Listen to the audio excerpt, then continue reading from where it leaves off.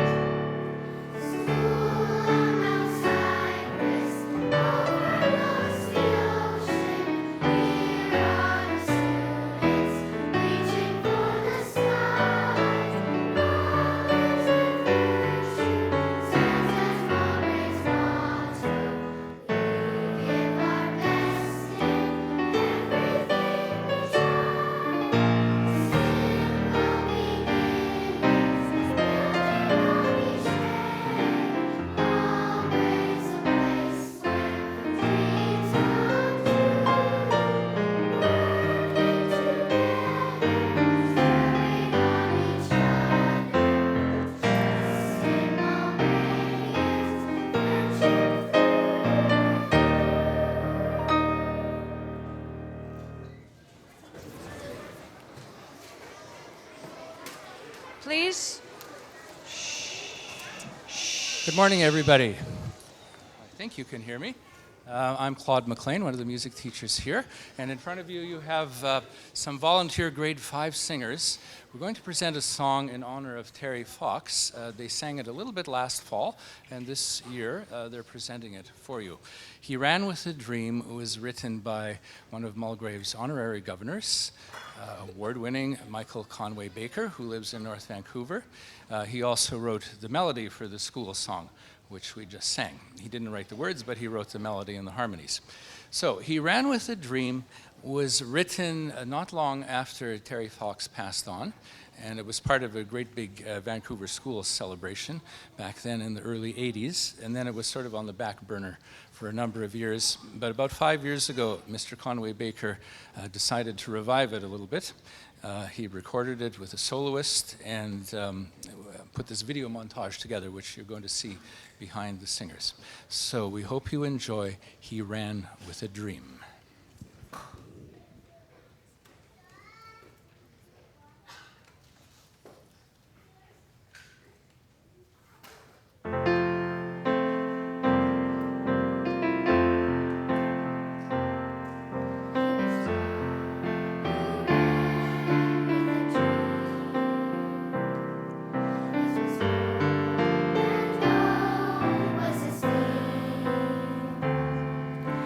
Strong.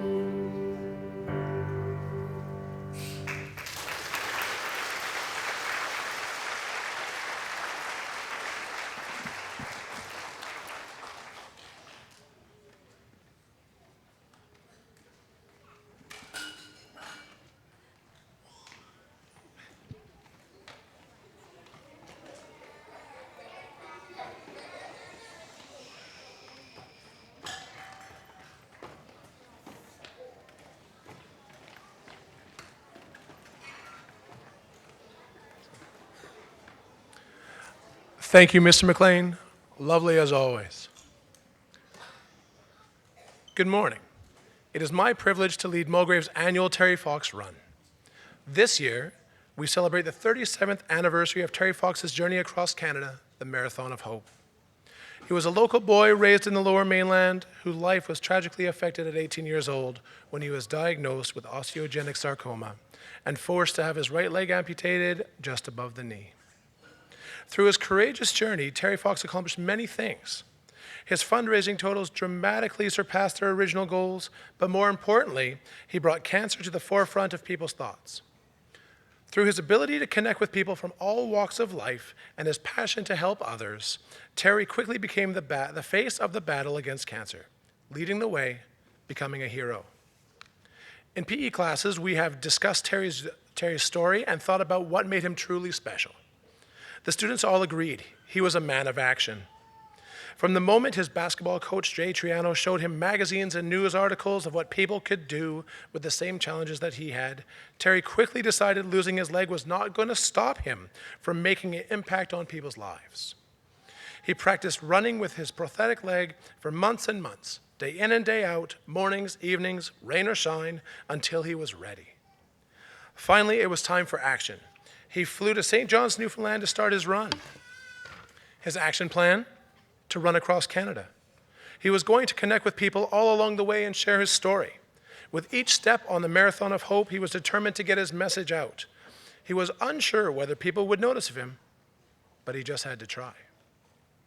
His action came through many ways. He wanted to raise funds for cancer research. He thought $1 from each Canadian was a good goal. He quickly surpassed that goal, and since then the Terry Fox Foundation has raised over $700 million. With action, hopefully you will achieve and surpass your goals. His action came in how he could bring light to cancer research. He was not always at ease in big groups or talking on the radio or meeting famous people. He knew these opportunities needed to be met. Each time he talked on the radio, his words would go further, reaching across the country. He made the news over and over, taking his message international. He was brave to make those appearances. He became more confident over time, using this message as his strength, knowing that what could happen for others by doing them. Sometimes action needs to be uncomfortable. His action came in how he would connect with people. One of my favorite pictures of Terry was when he connected with other cancer survivors who had a prosthetic leg.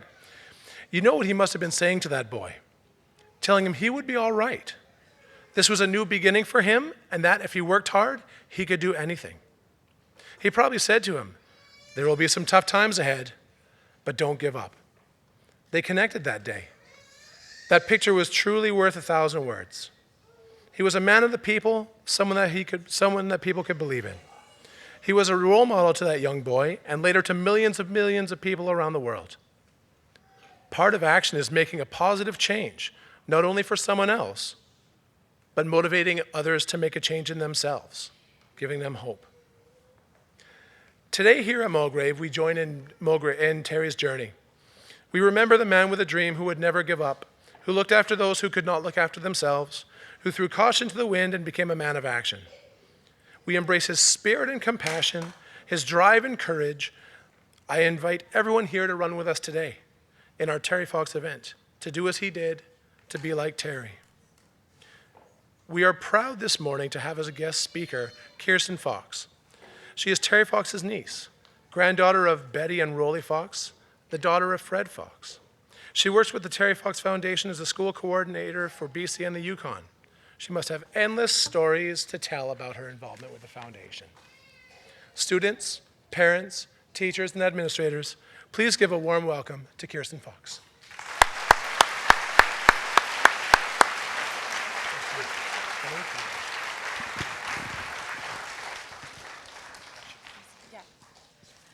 Hi guys, I think I might use this because I tend to wander when I talk. This is so great. I've never been to Mulgrave before. You guys have been so welcoming. Thank you to the Mulgrave Choir for that song. That was beautiful. I hadn't heard it before. And I was thinking about the words in your own Mulgrave song about humble beginnings and working hard and how much that really, we can tie that all back to Terry Fox, and I'll talk a little bit more about that. As Mr. Gardner said, my name is Kirsten Fox, and I work for the Terry Fox Foundation as the school coordinator there.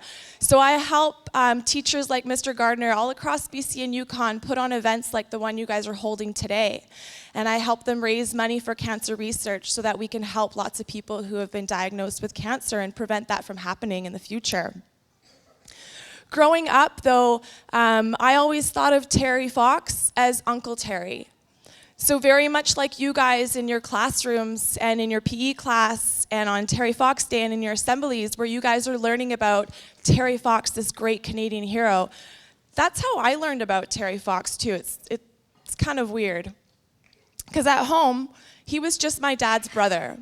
Of course, I wasn't born when before Terry passed away. He passed away just 6 weeks before my parents were married. He was supposed to be my dad's best man at their wedding, and sadly, he didn't make it.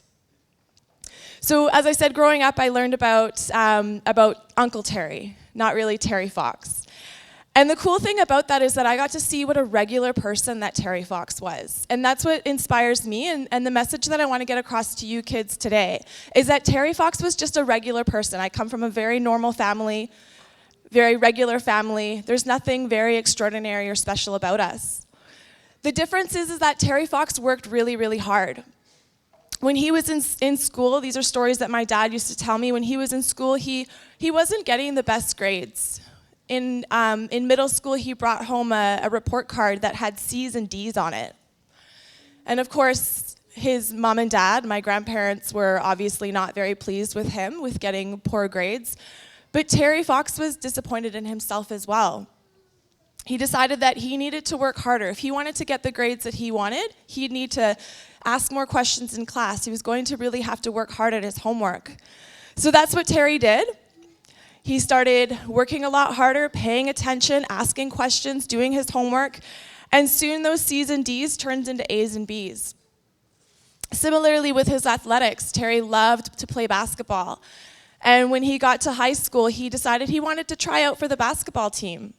And Terry wasn't a very big kid. He was just an average height, about 5'11". He wasn't very big. And his coach told him that, you know what, Terry, you're too small. You're not good enough to play on the team. Why don't you go try out for something else?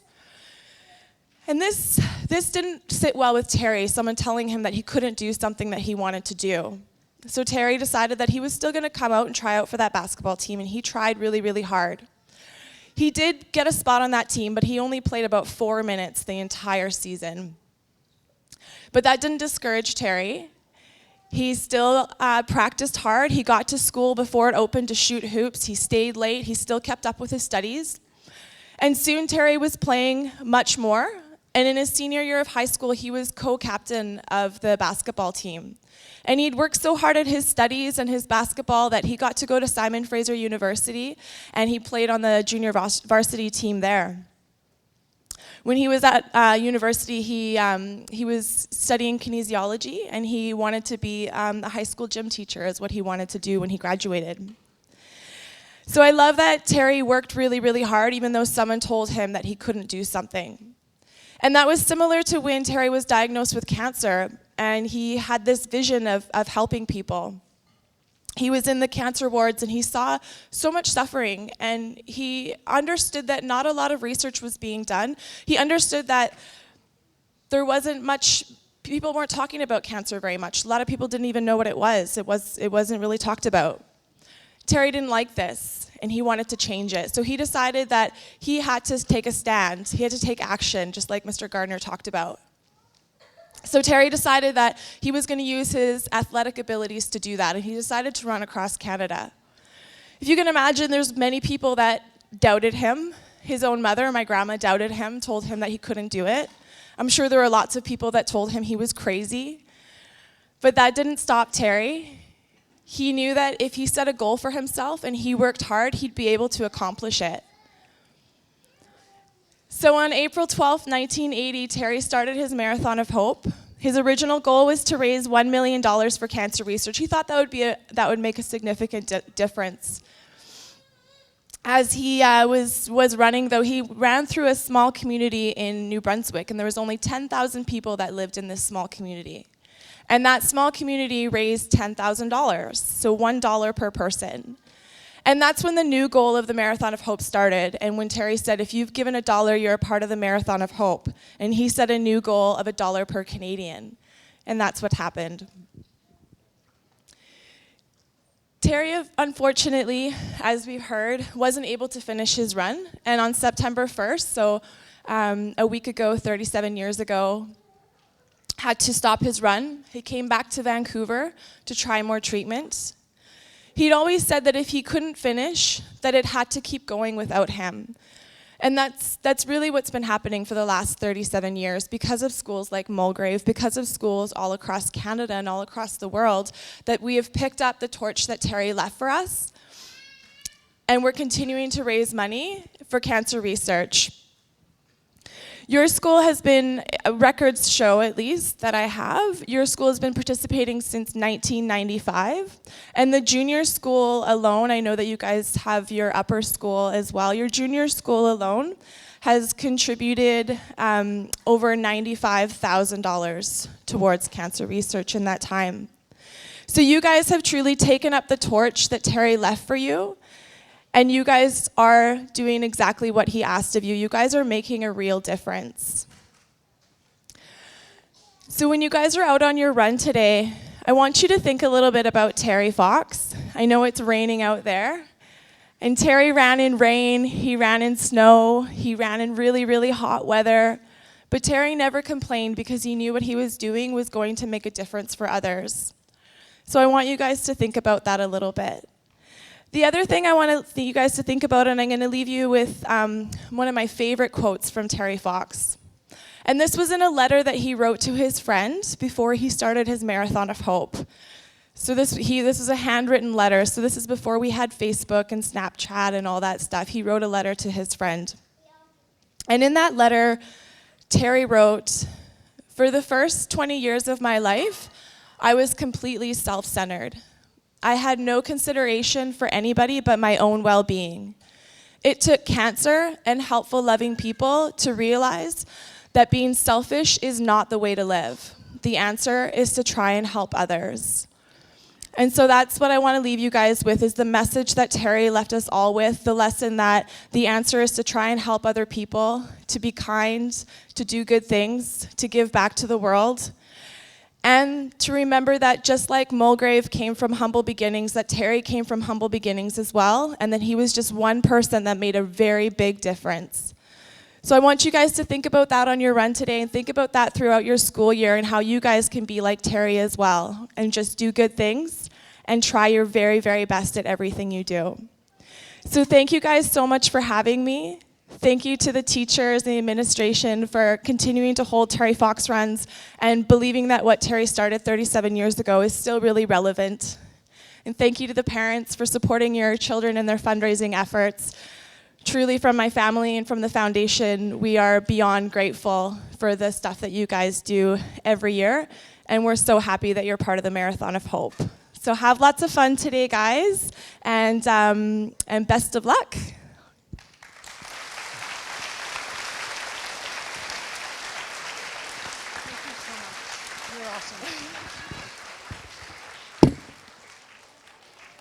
When I was in grade 8, I got my first babysitting job. And when I went to the house, the man that I knew, Mr. McGill, he told me about this young boy that was on his basketball team. And his name was Terry Fox. And Mr. McGill used to talk to me all the time about Terry Fox, because I lived close, and we knew about Terry Fox when I was a young girl. If you've ever been to my office, you'll notice a picture in my office, and it's Terry Fox. And it sits right by my phone, because it makes me realize how lucky we are to be in a community like this one that supports good causes like what Terry does, that Terry did. He did have a dream, and his dream ended, unfortunately, but look what it's done, and look what the foundation's doing to continue to support people and young children and families who are suffering from cancer. And it just warms my heart to hear you speak and to talk about your family and the humble beginnings, because I know that that's true. This book also sits by the picture, and I love what Kirsten's Uncle Daryl wrote in the beginning, and it says, Terry loved children. From his experiences with cancer, he knew they were far more courageous than he was, that they never gave up and always found a way to smile. That's true. This book is dedicated to those children who truly defined hope, and the kids who cheered Terry Fox from St. John's, Newfoundland to Thunder Bay, Ontario. It is dedicated to the children of those children who will read this story. Terry learned to dream big from kids just like you. Never doubt his words. Anything is possible if you try. Dreams are made if people try. So today when we go out into the field, we're going to try our best. We're going to try and run as much as we can. And the K to 2s, you're going to go out first. And I think you're all ready, because I've talked to all your teachers. I think you're excited. And then the schedule, all the teachers have the schedules to know what happens next. So thank you very much, Kirsten, for coming. It's been a fabulous morning. Oh, it's up there. It's all there. Parents, thank you. I hope you can come out and join us. Thank you very much.